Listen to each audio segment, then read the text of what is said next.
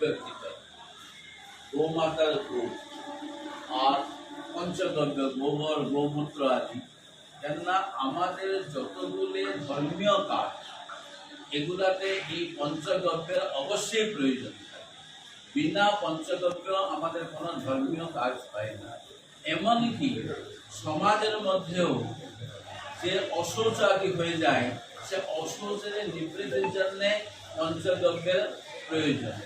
আর এই পঞ্চদ্রব্য প্রাপ্ত করার জন্য পঞ্চদ্রব্যের মূল প্রদাতা হচ্ছেন গোমাতা। গোমাতা থেকে আমরা এসব পেতে পারি। আর ব্রিটিশ পিরিয়ড পর্যন্ত, ইসলামের পিরিয়ড পর্যন্ত যা ছিল ভারত আজ স্বতন্ত্র হওয়ার 70 বছর কেটে গেল, এখনো গোরক্ষার কোনো বিশেষ ব্যবস্থা হয়নি।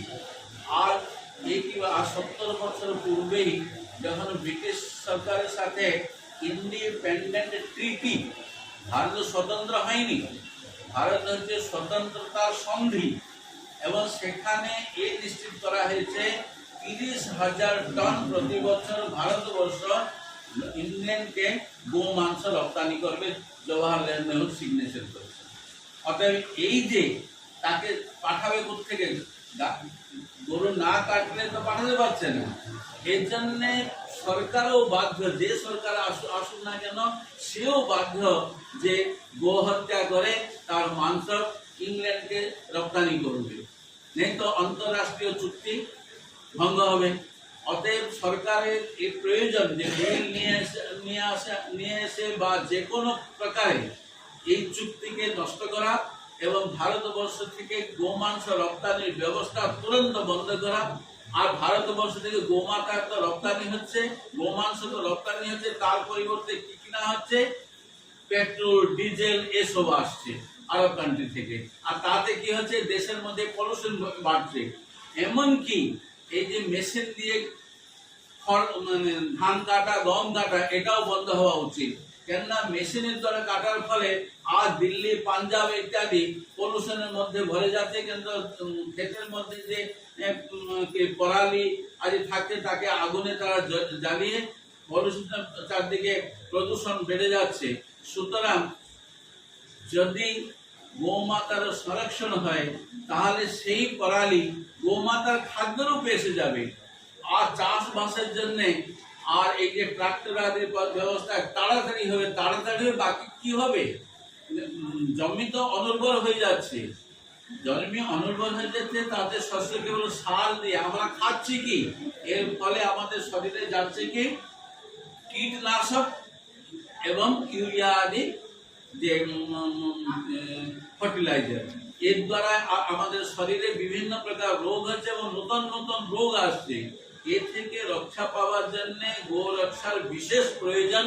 কেননা গোবর, গোমূত্র এগুলো হচ্ছে কীটনাশক। এমনকি দার্জিলিং চা বাগান থেকে যে রাশিয়া চা নিয়ে যায়, সেখানে গোমূত্রের দ্বারাই কীটনাশক প্রয়োগ করা হয়, তবেই তারা নেই। অন্য কেমিক্যাল দিয়ে কীটনাশক দিলে রাশিয়া তার চা পাতা কিনছে না ভারতে। এই জন্য আমাদের গো রক্ষা, গো সম্বর্ধন, গো রক্ষা খুব প্রয়োজন। যদি পাবলিক, এখন সব ছোট পরিবার হয়েছে, কেউ গরু রাখতে চায় না, অতএব তার বিকল্প ব্যবস্থা করা দরকার, যাতে কি গো সম্বর্ধন হয়, গো রক্ষা হয়। এইসব কার্য আমাদের সরকারদেরকে করা উচিত। কেন্দ্র সরকার বিশেষ যোগদান দিক, যাতে কি গো সম্বর্ধন হয়। এবং আজকাল কি ডালডা ভেজাল, ঘি নামে ডালডা বা ভেজাল প্যাকেটের দুধ, আবার এদিকে প্লাস্টিকের প্যাকেটের দুধ দেওয়া হচ্ছে, তাতে আমরা বলছে যে ক্যান্সারের বীজাণু থাকছে, মানে ক্যান্সারের হসপিটালও দিন দিন বাড়ছে। আজ আমাদের মৃত্যু মুখে আমরা পড়ে আছি। এ থেকে বাঁচবার জন্য গো সংরক্ষণ একান্ত প্রয়োজন। এবং 30,000 টন গোমাংস রপ্তানির জন্য যে চুক্তি হয়েছে, সেগুলো নষ্ট করা যায়, এই লাইসেন্স গুলো রদ্দ করা দরকার।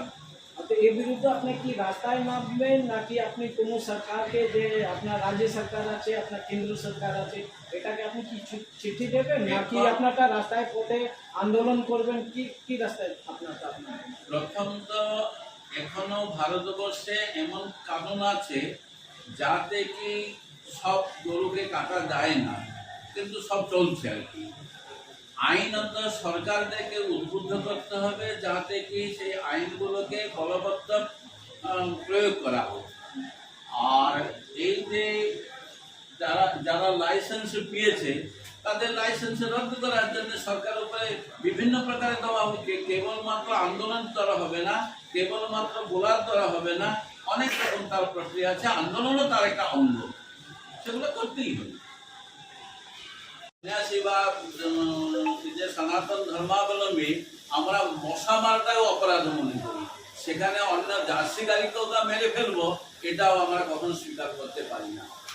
আপনি মনে করছেন আপনারটা এখানে যে যত ধর্মীয় অনুযায়ী থাকেন আপনারটা সমর্থন করবেন না আপনার বিরুদ্ধে চলে যাবেন, তাহলে কি করবেন? দেখুন, বিরোধে তো অনেক কিছু যায়, সমর্থনে অনেক কিছু আসে। অনাদিকাল থেকে হিরণ্যাক্ষ হিরণ্যকশিপু ধর্ম বিরুদ্ধ ছিল, তারাও মারা গেছে। তারপরে রাবণ কুম্ভকর্ণ আসলো ধর্মের বিরুদ্ধে করতে, পঞ্চ চাণুরাদি আসলো, তারাও করলো, কেউ টিকলো না। অতএব এরা দু চারজন টিকে যাবে এই আশা করা যায় না। তো সময়ে সময়ে এগুলা হয়, সময়ে সময়ে এদের এদের কি যে হ্রাস হয়। যে গো পতাকার মধ্যে গরু রাখছেন ওখানে আমারটা গায়ে যেটা প্রতীক, এটা তো কংগ্রেস জামানায় যে আমল ছিল ওখানে প্রতীক গায়ে বাছুর ছিল। তাহলে এটাও তো এইরকম ম্যাচ হয়ে যাচ্ছে, কোনো রাজনীতি রং হচ্ছে কি না, কেউ কেউ যদি তাকে কংগ্রেস যদি কোনো চিহ্ন নেই বা কোনো পার্টির কোনো চিহ্ন নেই, যেন পদ্ম ফুল। আমাদের দুর্গা পূজা যতই হয়, প্রত্যেকে দুর্গা পূজায় পদ্ম ফুল ছাড়া হয় না। সন্ধি পূজায় মাকে পদ্ম ফুল দিতে হয়। এ মানে বিজেপি নয়, মা দুর্গা। মা দুর্গা তখন বিজেপি হয়ে যান না, ঠিক আছে? আর কুচো ফুলও দরকার পড়ে। কুচো ফুল মানে এ নয় কি তৃণমূল হয়ে যায়, ওরা পূজার অঙ্গ এগুলো। এই নয় কেউ যদি তাকে গ্রহণ করে সেটা তার ব্যাপার, সেটা সরকার বুঝবে, ও বুঝবে। এবং গাই বাছুর যে চিহ্ন ছিল, এই নিয়ে কেস হয়েছিল এবং রাজনারায়ণ সেখানে কেস করেছিলেন। এটা এই প্রতীক হচ্ছে ধার্মিক প্রতীক বলে।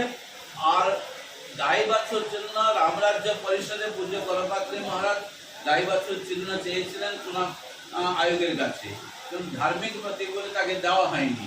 পরে ইন্দিরা গান্ধী যখন ইন্দিরা কংগ্রেস স্থাপিত করলেন, তখন গাই বাছুর চিহ্নকে দেওয়াতে রাজনারায়ণ এই পথ দেখিয়ে চিহ্ন কেস করেছিলেন এবং